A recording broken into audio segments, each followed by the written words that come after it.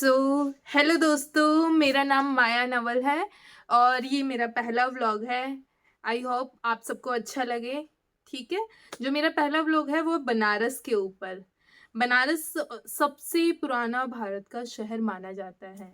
ऐसा भी बोला जाता है कि यहाँ पे स्वयं शिव जी आके रहे हैं अब माता पार्वती जी के साथ में। और यहाँ पे मौत को भी सेलिब्रेट किया जाता है। यहाँ के घाटों की बात करूँ तो हर घाट पे एक अलग आपको अलग ही वाइब नजर आएगी। वहां पे जाएंगे आपको ऐसा लगेगा आप अपनी पुरानी ही बहुत पुरानी जो हमारे पूर्वज रहा करते थे, ऐसा लगेगा हम अपने पूर्वजों के साथ में आके रह रहे हैं। अगर वहां के लोगों की बात करो तो वहां के लोग, हर लोग, आप एक चलते हुए इंसान से भी अगर आप रास्ता पूछोगे तो वो आपको आपकी मंजिल तक छोड़ के आएगा। वहां पे आपको लगेगा ही नहीं आप किसी भी एक नए आधुनिक शहर में गए हो।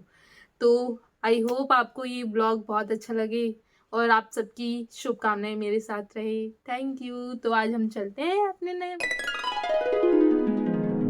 तो हमने अपनी शुरुआत की पशुपतेश्वर मंदिर से। यहाँ विशाल स्वयंभू लिंग है जो ना तो सीधा है और ना ही लेटा हुआ है, बल्कि एक उभार जैसा जो पूरी सतह पर घिरा हुआ है। ये मणिकर्णिका के घाट से अंदर जाके पतली गलियों में स्थित है।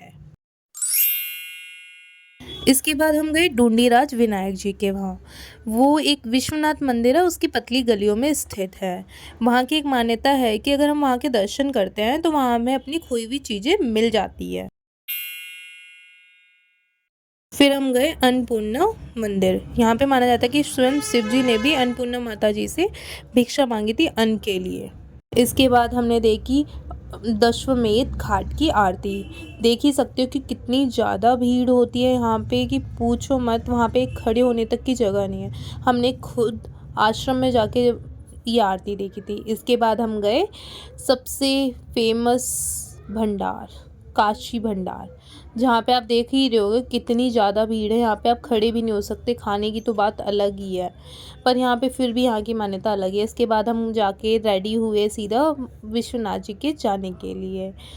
हम रेडी हो गए, चलिए फाइनली हम आरती के लिए टाइम से पहले ही आके बैठ गए हैं। हमारा नंबर था ऑलरेडी, तो हमें लाइन में लगने की इतनी ज़रूरत थी नहीं। जैसे ही हमने दर्शन किए वहाँ पे फ़ोटो तो क्लिक नहीं कर सकते। उसके बाद हम आ गए 80 घाट।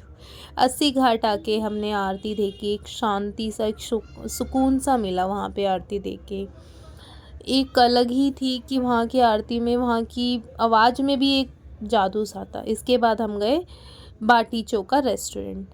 मुझे पहले एक छोटा सा रेस्टोरेंट लगा था ये, लेकिन जैसे ही मैंने वहाँ एंटर किया वहाँ देखा कि वहाँ का एक कल्चर ही पूरा रेस्टोरेंट में ही पूरा बनारस का कल्चर दिखा रखा है। वहाँ कैसे हल्दी पीसी जाती थी, बनारस जैसे कि वहाँ पे कपड़े बनाने, कैसे बनारस की साड़ियाँ कैसे बनाई जाती, कितने मेहनत की जाती है बनारस की साड़ियों को बनाने में। इवन वहाँ का खाना, ये तो मैं आपको बता ही नहीं सकती कितना अलग ही स्वादिष्ट भोजन हमने किया वहाँ पे जाके। वहाँ की जो सर्विस थी वो अलग ही थी। भाई इतना घी कौन डालता है, मोटा करके ही जोड़ेंगे ये बनारसी वाले। बट वहाँ के जितना वहाँ का खाना अच्छा, उतना ही वहाँ के लोग भी अच्छे थे। इतने हेल्पफुल, हर चीज़ के लिए हेल्पफुल। इतना किसी सिटी में आप नहीं देखोगे। अब मुझे मत देखो, मुझे खाने का बहुत शौक है। खाते जाओ खाते जाओ खाते जाओ खाते जाओ, मेरा पेट, अरे बस बस। मुझे भी नहीं पता था मैंने इतना ज़्यादा खाना खाया। लगती नहीं हूँ ना मैं वैसे इतना खाना खाती हूँ, लेकिन मैंने बहुत खाना खाया। फिर हम चल दिए BHU। BHU माना जाता है कि ये मतलब न्यू विश्वनाथ मंदिर है। ये कॉलेज में स्थित है, जो BHU कॉलेज है वहाँ पे स्थित है ये मंदिर।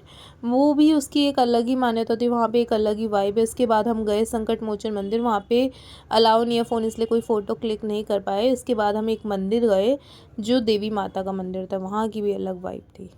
शाम को कोई भी मेरे साथ जाने के लिए रेडी नहीं था, तो मैं रह गया, मैं तो रैपिडो लेके निकल ली। कहाँ? नमो घाट जाने के लिए। नमो घाट पहुँचते ही मैंने वहाँ की लोगों को देखा। वहाँ की चारों तरफ जो अलग ही वाइब थी। सबसे बेस्ट अगर आरती मुझसे पूछा जाए कि कहाँ होती है, तो मैं एक ही जवाब दूंगी, नमो घाट की आरती। वहाँ की जो एक वातावरण में ही पूरी बनारस की हर चीज़ छलकती है, वैसे ही वहाँ की आरती। वहाँ की उन मतलब उस जो धूप निकलता है उसकी भी अलग ही महक होती है जो आप कभी भूल नहीं पाओगे। बनारस आप छोड़ दोगे लेकिन बनारस आपको कभी भी नहीं छोड़ेगा, जैसे ही वो आरती आपको कभी नहीं छोड़ सकती। वहाँ पे अलग ही उस आरती को आप कभी भूल नहीं पाओगे। तो ऐसा ही रहा हमारा बनारस का सफ़र। Thank you. दोस्तों, कैसी लगी मेरी वीडियो आप सबको? Please like, share and subscribe also. आने वाले टाइम में मैं अपना बेस्ट दूंगी, ट्राई करूंगी कि इससे भी अच्छी वीडियो आपको ला के दूँ। और जो भी कुछ टाइम में बनारस जाने वाला है उन सबके साथ ये वीडियो प्लीज़ शेयर करना। Thank you, thank you, thank you so much.